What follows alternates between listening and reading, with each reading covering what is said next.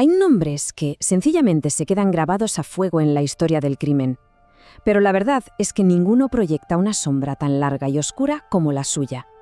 Hablamos de un asesino al que nunca atraparon, un fantasma que aterrorizó Londres y que, más de un siglo después, sigue fascinando al mundo entero. Para entender esta historia, tenemos que viajar en el tiempo. Estamos en el otoño de 1888. Imaginad las calles del East End de Londres, un auténtico laberinto de callejones oscuros, siempre empapados por la lluvia y envueltos en una niebla tan espesa que casi se puede cortar. Vamos, el escenario perfecto para que se desate una pesadilla. Venga, vamos a meternos de lleno en el corazón de la bestia, el distrito de Whitechapel. Y ojo, porque no era solo un barrio, era un mundo aparte, un lugar donde la esperanza sencillamente iba a morir. Es que es increíble pensarlo. Mientras la alta sociedad de Londres vivía en la más absoluta opulencia, aquí, en el East End, casi 1 millón de almas luchaban cada día por sobrevivir en unas condiciones infrahumanas. Este contraste tan brutal entre dos mundos, que estaban a apenas unos kilómetros, creó el caldo de cultivo perfecto para que un depredador como él actuara con total impunidad. Y en medio de todo este mundo sombrío nos encontramos con sitios como el pub de Ten Bells. Era un pequeño refugio de luz y calor, en la noche sí, pero también un lugar donde, con toda probabilidad, asesino y víctimas se cruzaron. De hecho, se dice que varias de ellas se tomaron aquí su última copa. Y es aquí, en este escenario de miseria, donde comienza la cacería. El asesino empieza a dejar un rastro de cadáveres, cada uno más brutal que el anterior, estableciendo un patrón que iba a helarle la sangre a toda una ciudad. Se las conoce como las 5 canónicas: Polly, Annie, Elizabeth, Catherine y Mary Jane. Todas compartían un destino trágico. Eran mujeres pobres, sin recursos, obligadas a ejercer la prostitución en las peligrosísimas calles de Whitechapel para poder llevarse algo a la boca. Eran, sin duda, los blancos más vulnerables de la ciudad. El horror fue a más con el asesinato de Annie Chapman. Su cuerpo apareció en el patio trasero del número 29 de Hanbury Street. La brutalidad del ataque demostró que no se trataba de un criminal cualquiera. Estaban ante un auténtico monstruo, con una hazaña indescriptible. Es que su modus operandi era terriblemente preciso. Primero, un corte mortal en la garganta. Y después, con la víctima ya en el suelo, empezaba una auténtica carnicería en el abdomen. La precisión de los cortes llevó a la policía a una conclusión aterradora. El asesino podría ser un médico, un cirujano o como mínimo alguien con conocimientos de carnicería. Y entonces, cuando parecía que la cosa no podía ir a peor, llegó la noche que sumió a Londres en el pánico total, el famoso doble evento. El asesino, que probablemente fue interrumpido mientras mataba a Elizabeth Stride, no huyó. Al contrario, frustrado, buscó a otra víctima y en menos de una hora asesinó y mutiló salvajemente a Catherine Eddowes. Su audacia, desde luego, no tenía límites.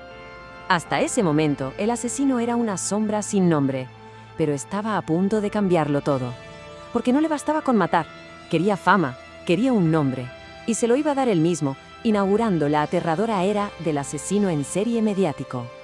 Esta es la pregunta clave, porque no solo mataba, sino que además quería que se hablara de él. Quería jugar con la policía y aterrorizar a toda la sociedad a través de la prensa. El 27 de septiembre, la Agencia Central de Noticias recibe esta carta. Es una carta provocadora, escrita con tinta roja, donde se burla de la policía y promete más crímenes. Y al final, la firma que iba a pasar a la historia. Fijaos en la frase, porque es que lo dice todo. Aquí no hay remordimientos, solo un placer sádico en el acto de matar.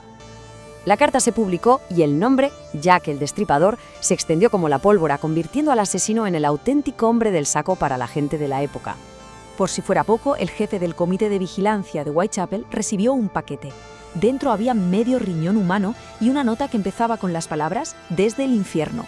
El autor afirmaba que se lo había quitado a una de las víctimas y que la otra mitad se la había comido. El terror ya era absoluto. Con una ciudad paralizada por el miedo y un asesino burlándose de ellos en la prensa, Scotland Yard se lanzó a una de las cazas humanas más famosas y también más frustrantes de la historia. Pero claro, tenemos que ponernos en su piel.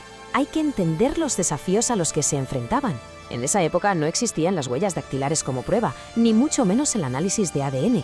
Los investigadores dependían de su olfato, de los testimonios y de tener algo de suerte, mientras la prensa y todo el mundo exigían resultados que simplemente no llegaban.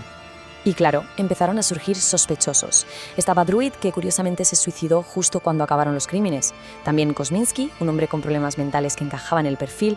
O incluso Chapman, un asesino en serie que usaba veneno, pero que para la inspectora Aberline era el hombre al que buscaban. Pero ojo, que las sospechas no se quedaron en los barrios bajos, ni mucho menos. Llegaron hasta los salones más altos del poder. Empezaron a circular teorías sensacionalistas que apuntaban incluso al nieto de la reina Victoria, el duque de Clarence. Y esto dio lugar a la conspiración más explosiva de todas. Esta teoría, aunque muy improbable, ofrecía una explicación para algunos misterios, como por qué la policía borró a toda prisa un posible mensaje del asesino en una pared. ¿Estaban protegiendo a alguien importante? La idea de una conspiración que llegaba hasta la mismísima corona alimentó la leyenda durante décadas. Los crímenes cesaron, pero la historia no terminó ahí. De hecho, es precisamente el final lo que la convirtió en una leyenda inmortal. Vamos a ver por qué este caso sigue sin resolverse y nos obsesiona tanto. El asesinato de Mary Jane Kelly fue, con diferencia, el más salvaje de todos. La escena del crimen era literalmente un matadero. Y después de esa explosión de violencia, nada. El silencio más absoluto. El asesino más famoso del mundo desapareció sin dejar rastro, como si se lo hubiera tragado la niebla.